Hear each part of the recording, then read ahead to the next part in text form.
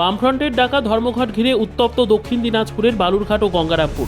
সকাল থেকেই Balurghat state bus স্ট্যান্ডে বামফ্রন্ট কর্মীদের অবরোধে আটকে পড়ে একাধিক দূরপাল্লার বাস। কৃষক আন্দোলনের কর্মী ও সিপিএম কর্মী অচিন্ত মহন্তকে বাস স্ট্যান্ড চত্বর থেকে আটক করে পুলিশ। অন্যদিকে গঙ্গারামপুরে বন্ধ সমর্থকদের সঙ্গে পুলিশের তর্কাতর্কি চরমে ওঠে। পরে পরিস্থিতি নিয়ন্ত্রণে আনতে গঙ্গারামপুর থানার পুলিশ 18 জন বামফ্রন্ট সমর্থককে গ্রেপ্তার করে। ঘটনাস্থলে মোতায়েন রয়েছে বিশাল পুলিশ বাহিনী। তবে এখনও পর্যন্ত কোথাও বড় ধরনের অশান্তির খবর নেই বলে প্রশাসন সূত্রের খবর। যাবেন কোথায় দাদা আজকে? রায়গঞ্জ। আর কী দরকার, কেন যাবেন? বন্ধ তো আজকে। ডাক্তার দেখানোর ব্যাপার আছে। পুলিশ আছে বাস স্ট্যান্ডে? এখানে বালুঘাটে আছে তো। আর পরিস্থিতি কী দেখছেন? শান্ত পরিবেশ না? এখনও তো শান্তই দেখতেছি। বন্ধ তো, কিন্তু আপনার হচ্ছে রাস্তায় যদি গাড়িকে আটকে দেয় তাহলে সেক্ষেত্রে কী করবেন? কোনো পরিকল্পনা, কোনো কিছু?